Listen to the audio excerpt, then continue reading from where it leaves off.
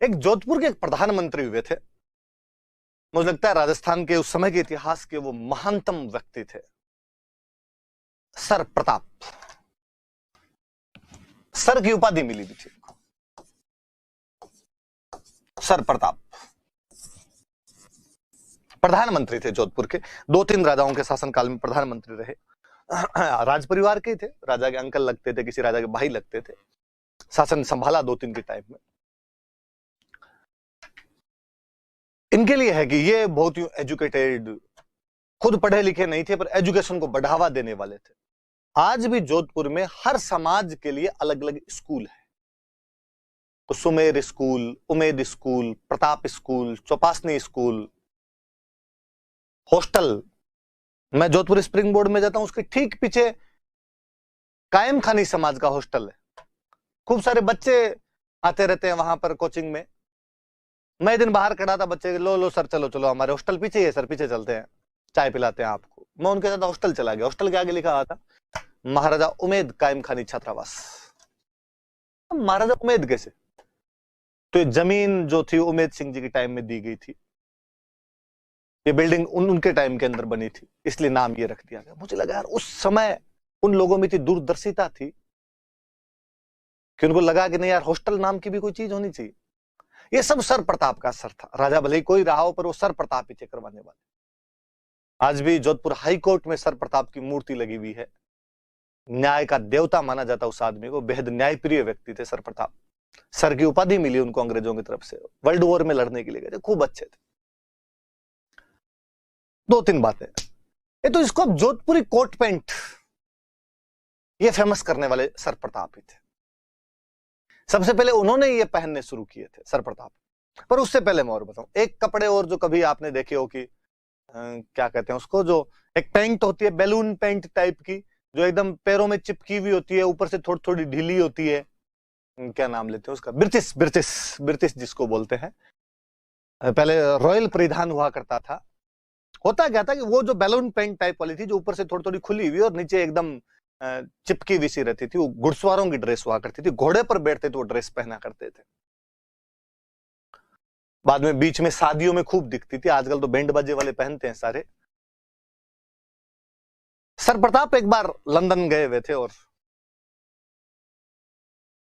कहा जाता है कि उनके कपड़े खो गए थे, जहाज के अंदर ही कपड़े रह गए थे और कोई कपड़े थे नहीं, वो बस घुड़सवारी वाली ड्रेस ही उनके पास में बची थी। इसलिए दूसरे दिन जब समारोह में गए, कोई फंक्शन था, राजा रानी के उधर फंक्शन होते रहते, इनको बुलाया जाता तो ये लोग जाया करते थे वहां। तो उसके अंदर वो ब्रिटिश पहन के गए थे और लोगों ने खूब तारीफें की, अरे क्या शानदार लग रहे हो। हालांकि सर प्रताप बड़े हो, शर्म से गए थे, क्या ढंग के कपड़े ही नहीं है, क्या पहन के जाऊं। एक बार आप जब एक्सपेरिमेंट करते हो ना तो हिट हो जाते हैं।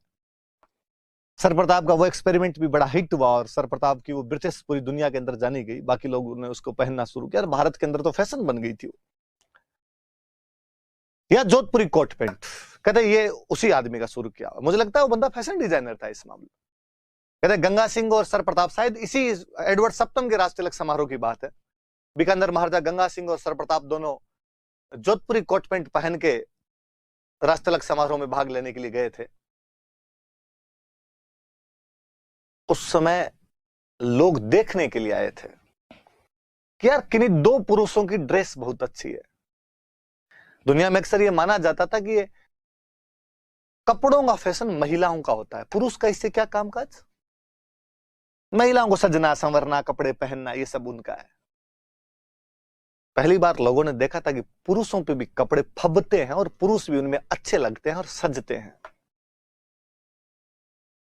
गवर्नमेंट ऑफ लंदन ने, ब्रिटिश सरकार ने गंगा सिंह और सर प्रताप का जोधपुरी कोट पैंट में एक फोटो खिंचवाया था और ब्रिटिश गवर्नमेंट ने उस फोटो को डाक टिकट पे लगाया था, पोस्टल स्टैंप जारी किया था। यार इतनी अच्छी ड्रेस है, इसका तो पोस्टल स्टैंप जारी होना ही चाहिए। तो एक दो फैशन डिजाइनिंग वाली सर प्रताप की बात मुझे इस राज तिलक समारोह से याद आई।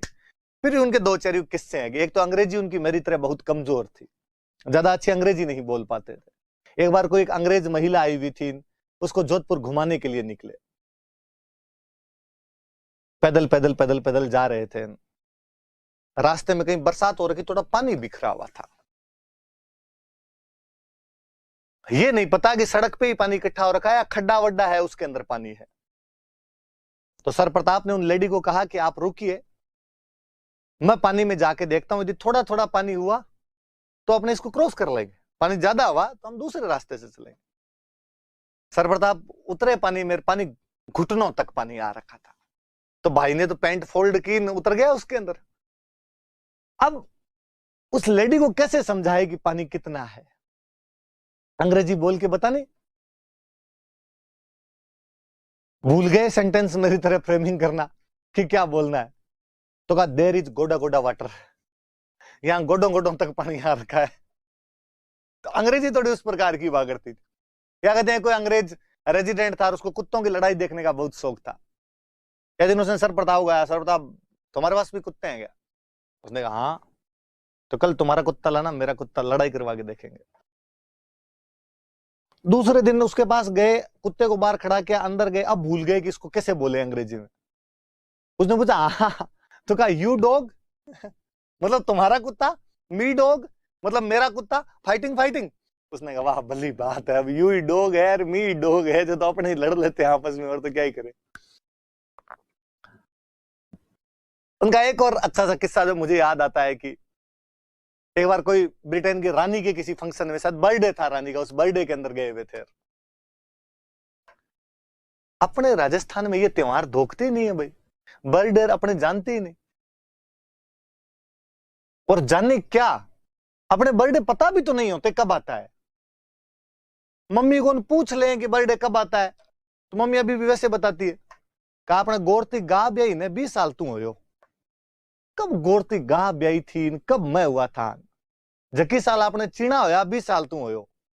चने कोई 5-7 साल में एक बार होते हैं यार, एग्जैक्टली सन किसको याद रहे। तो इसलिए अपने ज्यादातर की तो जो बर्थ डेट है तो 1 जुलाई से 10 जुलाई के बीच मिलती है। स्कूल गए, मार साहब का नाम लिखो साटा बर्रो, कितना वर्रो हुआ है, 5 वर्रो है। मार साहब वो 1 जुलाई से 10 जुलाई के बीच में नामांकन चल रहे होते हैं, उससे 5 साल पीछे ले जाके लिख देते हैं 6 जुलाई 2015। अपने जन्म तिथियां वैसी है, तो अपने यहाँ बर्थडे मनाना रही कोई जानता ही नहीं था, पर बुलाया तो भाई चले गए यहाँ से सर प्रताप। वहां तमाम राजा आए हुए, ब्रिटेन की रानी का बर्थडे, पूरी दुनिया इकट्ठी हो रखी है, दुनिया के बड़े बड़े राजा आ रखे, सब महाद्वीपों पर अंग्रेजों का कब्जा, सबके पास में गिफ्ट। सर प्रताप खाली, सर प्रताप को यह भी नहीं पता था ये भी देना होता है। सर प्रताप ने किसी से पूछा इस चिलकने कागज में क्या है? उन्होंने देखा कागज, तू नहीं लाया क्या? उनको मांगते केवल खाना खाने ही आ गया, ये गिफ्ट होता है, गिफ्ट देना होता है। तो यार हमारे मनाते नहीं है त्योहार, हमें क्या पता क्या देना होता है क्या नहीं देना होता है। दिवाली मनाते हैं, हम बता देते हैं दिवाली पे क्या क्या होता है।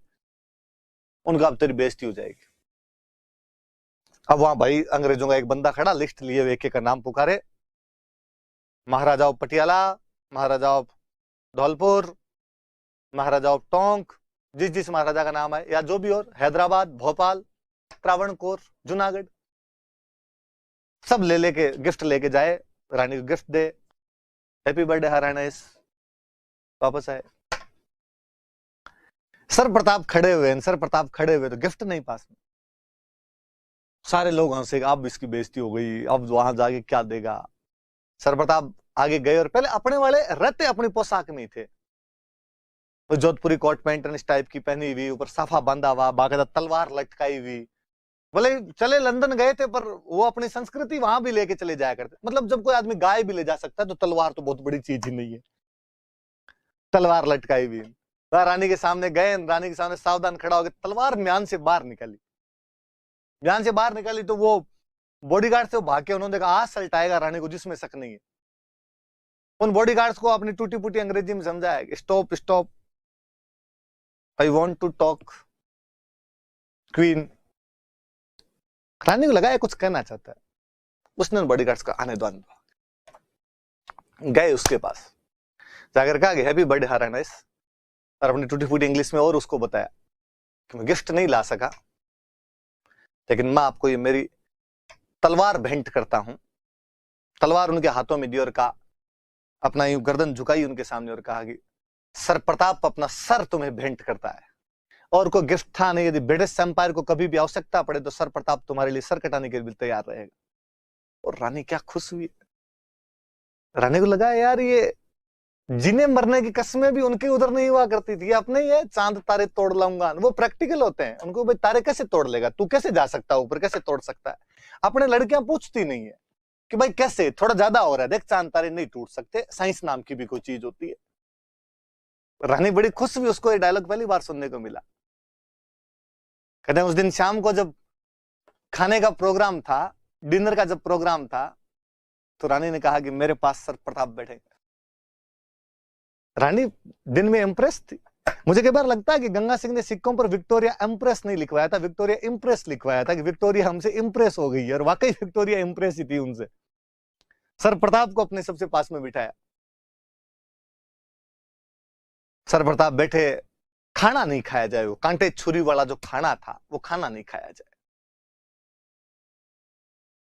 थोड़ी देर में जैसे तैसे करे खा खुआ के कहा भाई दाप गए अपने, टूटे थे नहीं, ठीक है रे छोड़ो रे।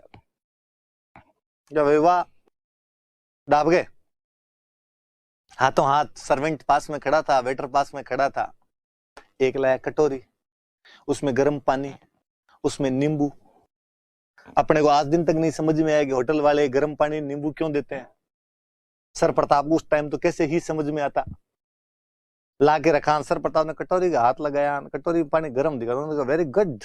कहते समझदार लोग ये गोरे बापड़े भले, इनको पता है हमारे यहाँ ठंड पड़ती है, हाथों के चीकनास लग जाए, मुंह के अंदर खाते हैं तो घी वगैरह जम जाए, इसलिए ये लेके आए कि भाई यदि कोई चिकनास जैसी चीज भी आपने खाई है तो ऊपर ये पानी पी लो। नींबू और लाएं, हाजमा सही रहे। निचोड़ा नींबू उसके अंदर है, पानी पी लिया। पानी पिया तो आसपास वाले सब लोग हंसे, अरे गए इसको तो यही नहीं पता कि ये पानी पीने का नहीं होता है, ये पानी हाथ धोने का होता है। पर जब आसपास वाले हंसे तो रानी को बहुत बुरा लगा। रानी ने हाथों हाथ अपना बाउल मंगाया, नींबू निचोड़ा और वो पानी पी लिया। अब वहां बैठे तमाम राजा अपने बाउल में अपना नींबू निचोड़ रहे थे और उसका पानी पी रहे थे। तो अपने राजाओं के खूब किस्से हैं कि जब लंदन जाते तो कई खटके हो जाया करते थे जी इनके। माधो सिंह वाला छोटा किस्सा है, पर आप आओ तब देखना ही। और सर प्रताप के बारे में और कई जानकारियां जहां से भी आपको मिले, पढ़ना। बहुत भले व्यक्ति थे सर प्रताप, मतलब दूरदर्शी आदमी था। राजस्थान का दुर्भाग्य है कि गंगा सिंह और सर प्रताप उस समय के दो सर्वाधिक दूरदर्शी व्यक्ति थे और दोनों का निधन आजादी से पहले हो गया था। यदि आजादी के बाद रहते तो शायद राजस्थान भारत के अंदर और अच्छी भूमिका निभा पाता।